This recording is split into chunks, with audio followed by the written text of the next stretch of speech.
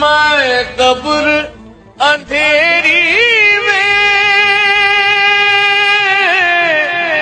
گھبراؤں گا جب تنہا امداد۔ محرم الحرام کے آغاز سے قبرستانوں میں لوگ اپنے پیاروں کی قبروں کی مرمت اور صفائی ستھرائی کے لیے آنا شروع ہو جاتے ہیں۔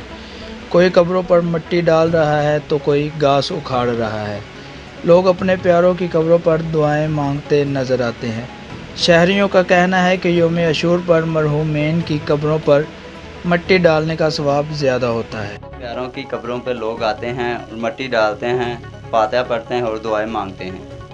یوں تو سارا سال لوگ قبروں پہ آتے رہتے ہیں، مگر محرم الحرام کا یوم عاشور دین اسلام کے لیے شہدائے کربلا کی لازوال قربانیوں کی یاد دلاتا ہے۔ وہ لوگ یوں کہ امام حسین رضی اللہ تعالیٰ عنہ کی شہادت کا دن ہے، اور دوسری طرف لوگ اپنے پیاروں کی قبروں پر سلام پیش کرنے کے لیے قبرستان آتے ہیں اور قبروں میں مٹی ڈالتے ہیں اور لنگر و نیاز کا بھی اہتمام کرتے ہیں۔